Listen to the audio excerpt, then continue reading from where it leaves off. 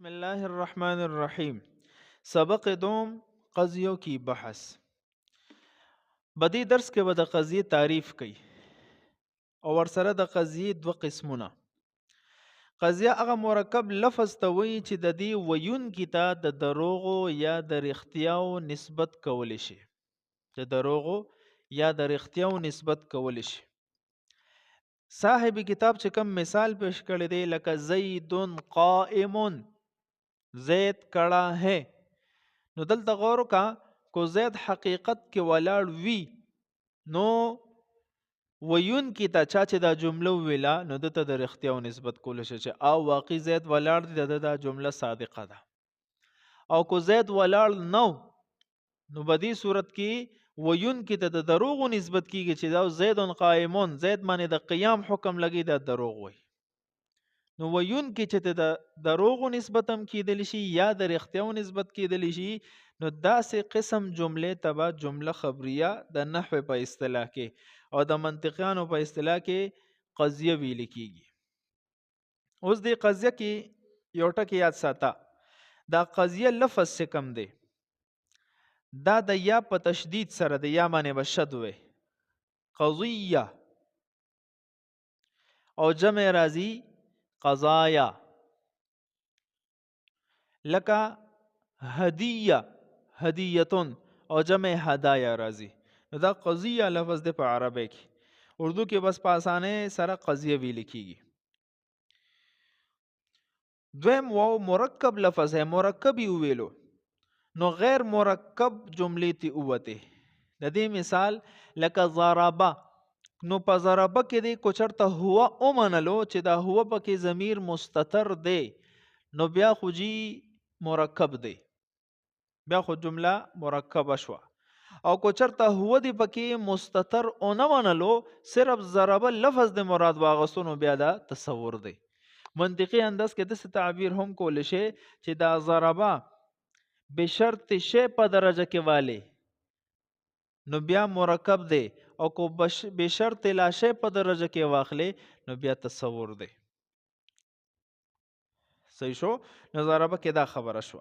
اوس مخکې وی جس کے کہنے والے کو سچا یا جھوٹا کہہ سکے د دې ویون کی ته د دروغو یا د رښتیاو نسبت کیږي.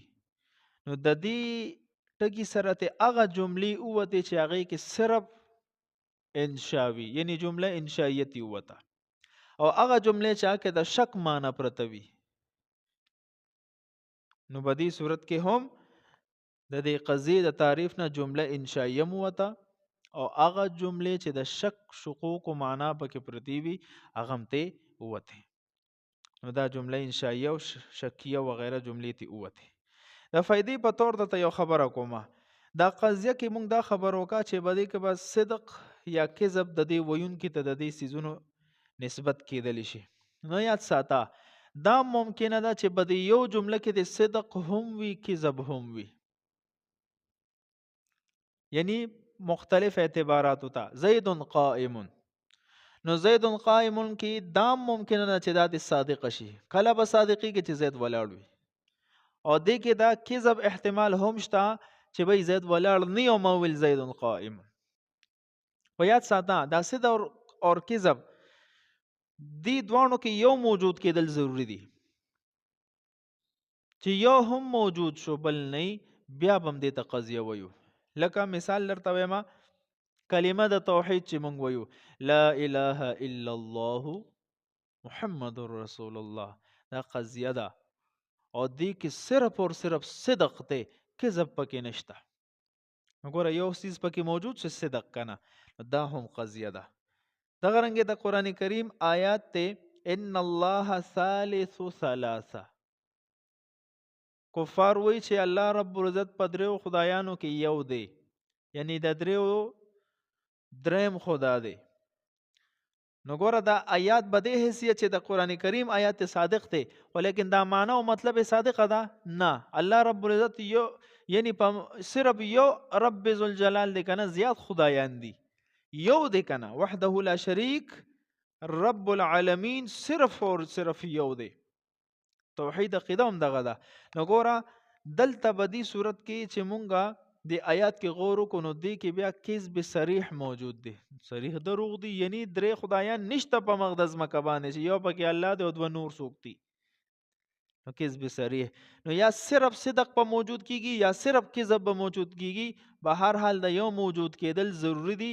د دې وجې نه به دا د قضیې په تعریف کې داخل وي. او کو دې دوانو کې یو جمله د سراله چې نه پکې صدقي او نه پکې کذب وي، نو دا به وایي قضیه نه وي، دا به د تصور په زمره کې بیا اچي. صحیح شو. دویمه فایده استفهام انکاری، د لفظونو په اعتبار سره به دا تصور وي ښه، خو لیکن کله چې د استفهام انکاری دا جمله سره د دې د معنا او د مفهوم لحاظ وکړي شي، نو دا به بیا تصدیق وي. لکه قرآن کریم کې الله رب العزت فرمای اِلَٰهٌ مع الله، آیا دا الله رب العزت سره څوک بل معبود شته؟ دا استفهام انکاری دی. نو نشته کنه، په خپله معلومیږي چې بل معبود نشته. نو ګوره بل معبود نشته دا په آیات کې ذکر نه دی، خو فهم کیږي ته سمجھ ته راځي. نو کو دغه فهم شده معنا ورسره شریک نو تصدیق دی، او کو دا ورسره شریک نه کې ظاهری دی لفظ ته وګورئ نو بیا تصور په زمره کې داخل دی.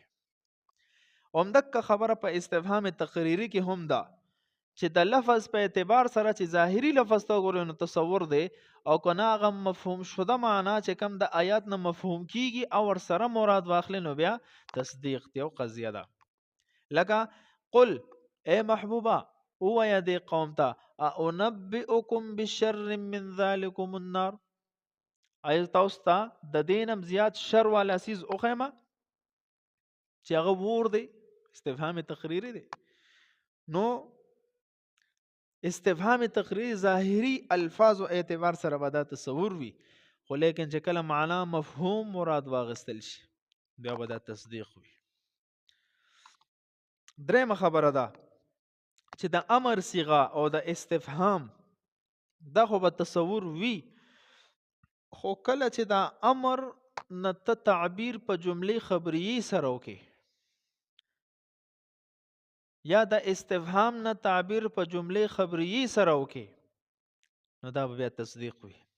مثال په طور باندې زه تاته ویم اعنا ہماری مدد کر، امر دی کنه، ہماری مدد کر، اعنا ہماری مدد کر. نوز دا خود تصور دی، او کو چرتا دک معنا او مفهوم جمله خبری انداز کې زتا ته پیش کم بیا به تصدیق وي. لکه دسی ویما ایاک نستعین، خاص د تانا مدد غواړو، مطلب زمونږ مدد وکي، او مغه معنا مفهوم پکې پروت دی، او د جملې خبریه په انداز کې مې پیش کو دا به اوس تصدیق وي. بل مثال لکه زه تاته اخبرنی، مال خبر راکا چې زه پوه شم، خبر راکا چې زه پوه شم، اخبرنی امر دی. نو دا تصور دی، هو کو دک مفهوم زه په جملې خبری انداز کې پیش کم نو بیا به دا تصدیق کیږي. لکه ما د سویل استفهموکا، زه تانه طلب د فهم کوم د سمج کوم ما پوی کا، نو دا اوس تصدیق شو. قانون میں درته ویل چې بھائی امر اور استفهام دا با تصور وی، او کو دا امر اور استفهام دی د جملې خبری په انداز کې پیش کو دا بیا تصدیق وی. دا یو خبره شو. نو قضیه چاته وی هغه مرکب لفظ تا چې د دې ویون کتا د دروغو یا د رښتیاو نسبت کیږي. اوس قضیه په دوه قسمه نه، یو ته وی قضیه حملیه، بل ته وی قضیه شرطیه. قضیه حملیه هغه قضیه ته وی چې د دوه مفردونه جوړوي، د دوه مفردونه، او په دې دوه مفردو کې یو مفرد د دې اول لپاره ثابت وي یا د اولن د دویم مفرد د اولینی نه نفي شوی وي، یا ورله یو ثابت وي یا ورله یا یو نفي شوی وي. نو د اولنی تا کم کې چې د ثبوت معنا پرته را ده ته به ویل کېږي موجبه، حملیه موجبه، او چې د کم کې د دویم مفرد د اولنی نه نفي شوی دی د ته به ویو حملیه سالبه. مثال په طور باندې زید قائم،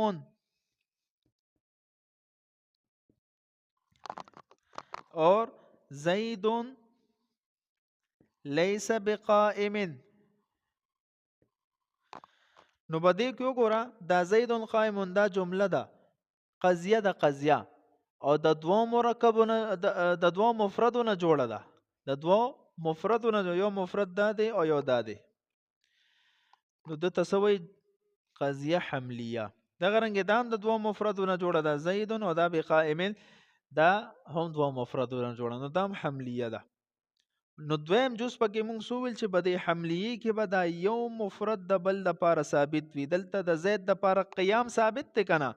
نو کوم جمله کې چې د ثبوت خبر راغلی دته به څه ویو لکه حملیه موجبه. اور دلتا زید لیس بقائمین زید کڑا نہیں ہے، نو دلتا دا قیام دا زید نه نفی شوی دی، نو دلتا بسوی لکی گی حملیه سالبه. ٹک شو؟ اوس د دې قضیه حملیه څه اصطلاحات دي د منطقیانو په نس، لکه په نحوه کې مونږ ویو کنه چې د جملې اسمیه اولنې جز ته مبتدا هم وی، مسند الیه هم وی، محکوم علیه هم وی اور مخبر علیه هم وی. دک شان د جملې اسمیه دویم جز ته مسند هم وی، خبر هم وی، مخبر به هم وی، محکوم به هم وی. دا د نحو اصطلاحات دي. هم دک شان د مناطق او په نظم هم اصطلاحات دي چې د قضیه حملیه جزء اول ته وی موضوع او جزء ثانی ته وی محمول. زید قائم که دا زید محمول اور قائم زید موضوع قائم محمول، زید موضوع قائم محمول. دا د دې په نسبانه اور د دې موضوع محمول په مابین کې چې کم یو نسبت یو رابطه ده، په دغه نسبت او رابطه باندې چې کم لفظ دلالت کوي دغه لفظ ته ویل کېږي نسبت رابطي.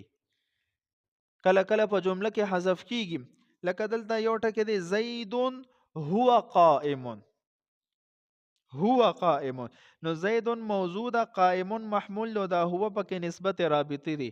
او په کلام عربي کې دا حذف کیږي ځکه دلته ذکر نه دی. په اردو کې داسې زید کڑا ہے، نو زید موضوع کڑا محمول اور دا ہے نسبت رابطی. دکا شان زید کڑا نہیں، نو زید موضوع کڑا محمول اور دا نہیں بکی نسبت رابطی. پوښو په قضیه حملیه کې د دې ډیر صورتونه جوړیږي. دلته خو موږ یو صورت ذکر کو چې د دوه مفردونه جوړوي. کله کله قضیه حملیه به داسې وي چې د دې قضیه حملیه دواړه جزونه به په لفظونو کې یو شانتي وي او موجبه چې وي. مثال دا دی ګوره قرآن کریم کې الله فرمای والسابقون السابقون سوره واقعه کې، نو السابقون او بل سابقون د دوه مفردونه جوړه ده او دواړه مفردونه بالکل یو شانتي دي. نو اولنې سابقون موضوع او دویم سابقون محمول. اومدکا مثال بل ورا په موجبه کې حدیث مبارک کې راځي الایمن فالایمن، نو الایمن اول چې کوم دی دا موضوع، فالایمن ثانی چې کوم دی دا محمول. نو دوانو الفاظ یو شانتي دي. دا یو صورت. دویم صورت دا چې د دوانو الفاظ به یو شانتي وي او سالبه به وي، نفي به پکې وي. مثلا یو جنې د داغې نوم دی جمیله، خو بدصورت وي، خسته نه وي، خو نوم یې جمیله وي. نو عربی کې دغه شانتي ویل کېږي جمیلة لیست بجمیلة. جمیله خوبصورت نه ده، خو لیکن دلته وګوره موضوع محمول ته اولنې موضوع دا جمیلة لیست بجمیلة، نو اولنې جمیلة موضوع ده او دوین بجمیلة دا محمول دی. نو دا موضوع د محمول الفاظ یو شانتي دي او قضیه سالبه ده، قضیه حملیه سالبه. پوه شوې بیا لکه. دریم صورت داسې دی چې د موضوع د محمول د دوانو الفاظ به جدا جدا وي، بدل بدل به وي. لکه زید قائم، زید جدا لفظ دی، قائم جدا لفظ دی. زید جالس، زید جدا لفظ دی، جالس جدا لفظ دی، نو جدا جدا هم کیدی شي. د قضیه حملیه په قرآن عظیم الشان کې ډیر شی مثالونه دي، لکه الله ربنا، نو الله موضوع، ربنا محمول. دغه رنګې ربنا الذي اعطى كل شيء، نو ربنا الذي دا موضوع ده، اعطى كل شيء محمول. دغه رنګې كل من عليها فان، كل من دا موضوع ده او فان دا محمول دی. ډیر شي مثالونه د قرآن عظیم الشان کې.